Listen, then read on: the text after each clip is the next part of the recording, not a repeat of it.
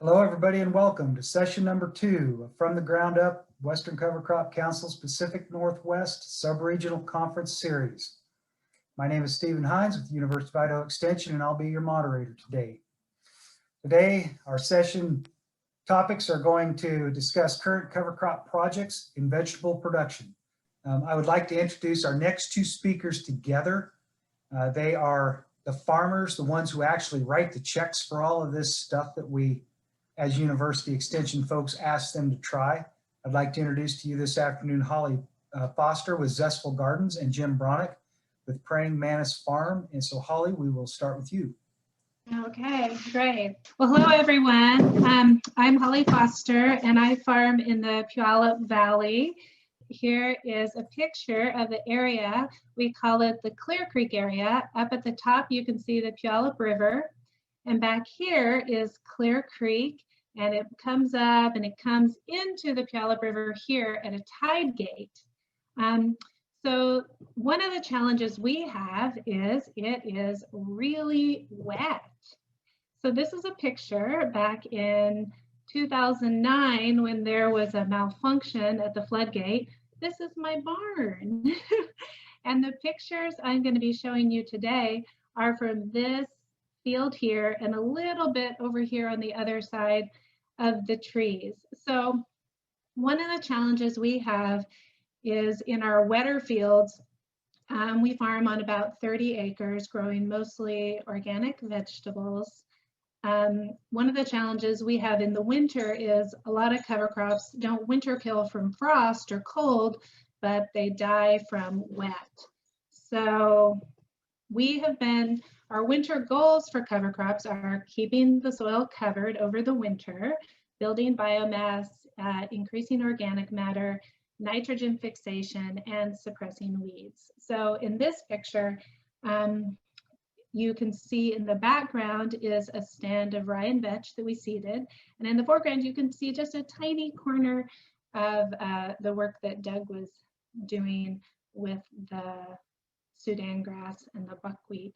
And I didn't mow it, so I'm really excited to see how the clover comes up this spring.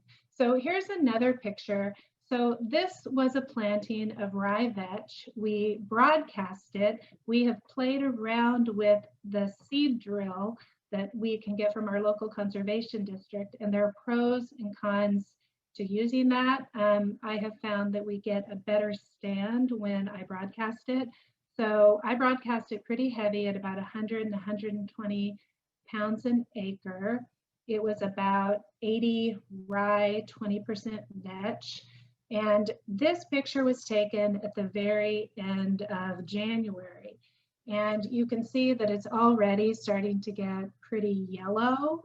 And it's looking a little bit less vegetative. And so here's a closer up picture. You can see that the grain formation is already starting to happen on the rye. So what I want is I want this to be lots and lots of biomass. I want lots of stuff to incorporate into the field, but our fields are really, really wet. So when you're looking off in this direction in this picture, way back there, if you go straight back, is Clear Creek. And so it does create a really wet environment in the winter. So then this is another up close picture that you can see the rye and vetch that we planted in mid-August is already starting to look really yellow. This picture is another mid-August planting. As we move to the east, the fields get a lot drier. So what we started out was kind of the wettest corner of our farm, and now we're moving towards some of the drier fields. But you can still tell that it's really, really yellow, and in some areas in the foreground, you can see the standing water. And then in this photo, you can see this is mid-August planting of rye and vetch right next to a mid-September planting of rye and vetch. You can see a whole bunch of water standing right there, which is typical in our winters. You can see how much greener this looks. So we've been playing around with the timing of when do we want to get this cover crop established? And I thought, let's get it in as early as possible. Let's do it in August, because then, you know, it'll get a lot more growth before winter comes. But as it turns out, the mid-September planting actually looks way better. It's really greener. And then in the distance back here, there are some fields that I planted even later, and they look even better. And then here's another photo of the mid-September rye vetch planting and how much greener it looks by comparison. Another picture, same. On the left is mid-August, and on the right is September. Yeah, so the later one looks way better. And then this is a picture of a late September planting of rye vetch. This was also broadcast, but when I work it in with my cultivator, it kind of makes these little lines. But you can see a lot of bare ground in this picture. Same seeding rate, and the vetch looks really, really nice. But you can see bare ground. So earlier is definitely better in these pictures. Let's see, and then this is our last slide. So just a nice picture of the latest planting, which was in later September. So my ideas for spring would be to flail mow that mid-August planting that's really yellow and see if it has gone totally non-vegetative or if I can get any regrowth out of it. And we've also done a lot with all-site clover. It's one of the only clovers that does well here in our really wet, saturated soils. So trying to figure out how to mix it in with a rye vetch mix. But as a vegetable farmer, that really only works in, we kind of follow an early, fallow, and late rotation. So that would only be in a fallow rotation, or maybe in a second year late rotation, because of when we're trying to get those windows to get things planted. But I definitely think that late August, early September would be sort of the best window to get everything in. It seems like every week after about the 5th of September, you get a lot less biomass, but depending on when we need to work it in, sometimes we can wait and let some of that cover crop get a little bit bigger before we flail mow it off. So we are dealing with lots of water down here, and those are some of the things we've been playing around with in the winter. So yeah, thanks very much. All right, thanks, Holly. Very interesting. Jim? Hi, I'm Jim Bronec. Praying Mantis Farm is my farm. It's in Canby, Oregon, south of Portland a little bit. A certified organic farm. I transitioned about 22 years ago to organic farming from conventional farming, and it's been a big success. So I grow, my crop rotation is, I do crimson clover for seed, and I do a squash for processing, actually pumpkins, and which are machine harvested for processing. And I do red clover seed for both hay and for seed. And then I also do corn as well in my rotation. So this is where Canby is. It's in the Willamette Valley. It's sandy loam soil, a significant amount of rainfall. It's not an exaggeration to say it's some of the best farmland in the world.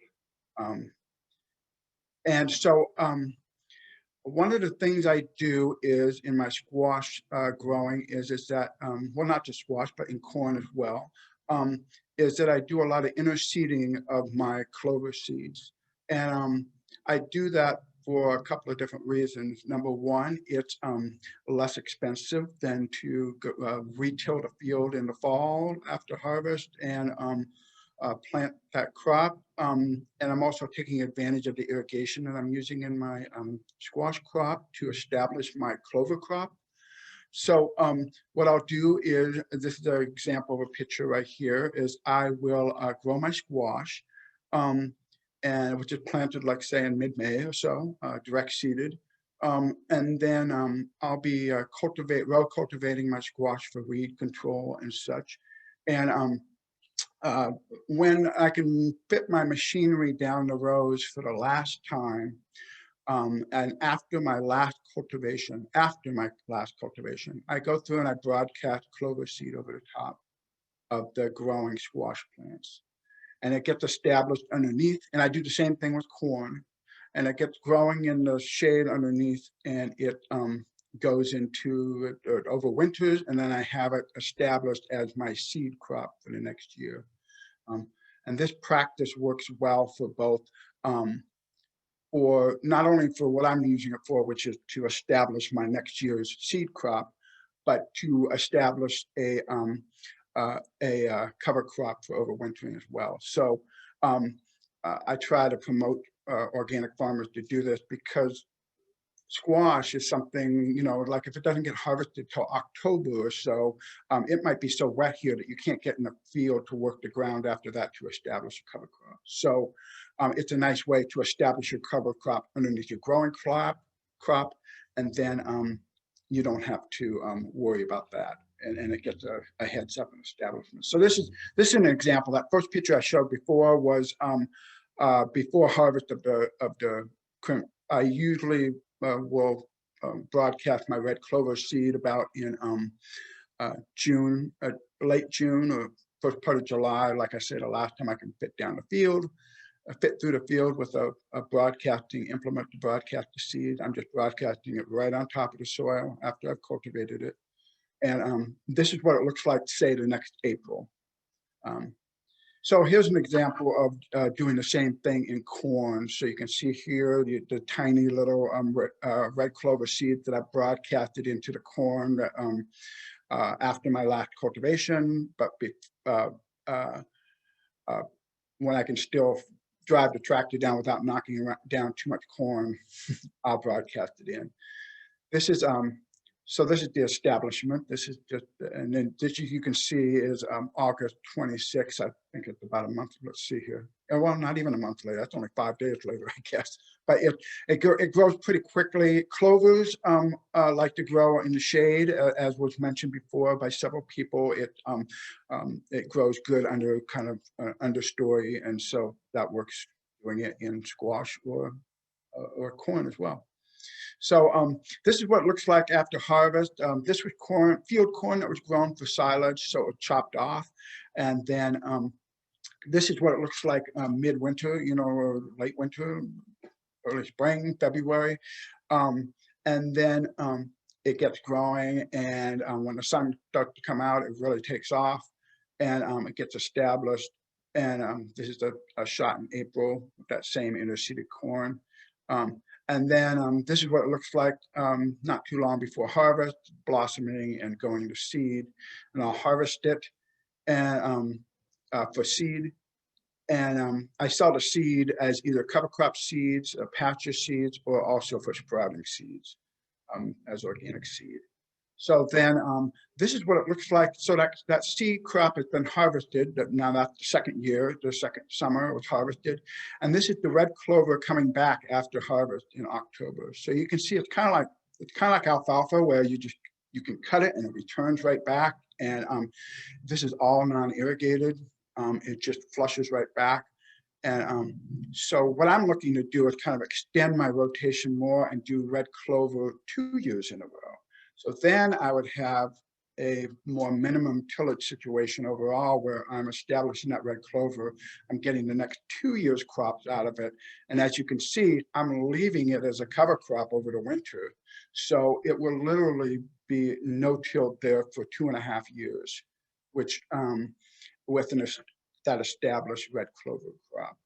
So if I can finagle the weed control in that, then that makes it a worthwhile thing to do. And it's got the, it's got the residue laying. If you look at the bottom of the picture there, you can see the residue from the harvested soil. So anyway, this is an example of some pictures of me doing the same thing in a squash field. So that's the red clover growing really underneath all the squash, and again, it loves the shade. It just keeps on growing. And then this is what it looks like in that October after the squash has been harvested. And red clover is nice because it can handle a lot more traffic on it. The machines they use to harvest my squash are tractors, which is really nice because if you start ripping up the ground and tearing it up in muddy situations, then you can lose that crop or that cover crop. So this is just some pictures of some other things I've experimented with. You know, this is Winfred. It's a cross between like a kale and a cabbage or something like that. But it's the Brassica. I'm really interested in trying to kind of up my cover cropping. I have a window in my rotation where after I harvest my crimson clover crop, which is different than red clover, I'll harvest that. It's harvested pretty early in late June, first part of July. Then I have a window of time where I can establish a kind of a late summer cover crop. So working with doing something like a brassica, and this is what it looks like late April being mowed down. It's a nice thick, and I'm interested in brassicas in the rotation for a purpose of capturing the suns and for a little bit more of the carbon storage potential in the soil. And with that being said, Sudangrass, this is an experimentation I've done with Sudangrass, growing it, like I said, behind crimson clover, where I kind of have a window of time. And crimson clover will kind of come back volunteer underneath this, as you saw in some of those other examples of planting crimson clover underneath Sudangrass. But here it is, about almost 10 feet tall. This was not just my first time ever growing Sudangrass, and it really blew me away. I didn't irrigate this at all, and it just took off. I had an application of chicken manure, so it liked the nitrogen, obviously.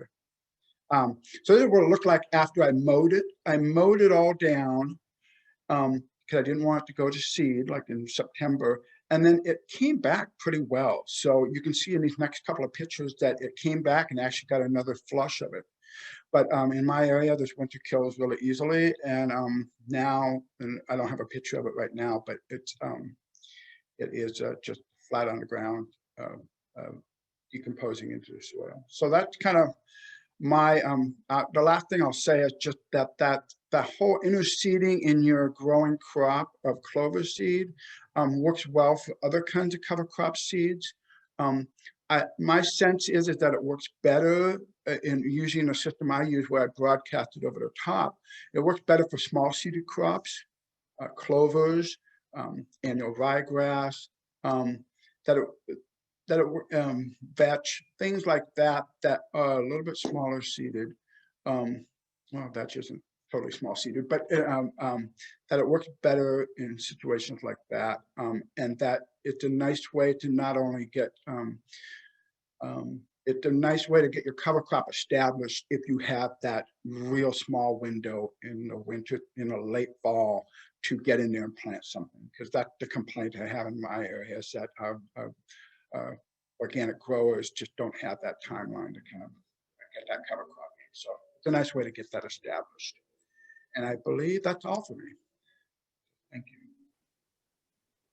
All right, thanks, Jim.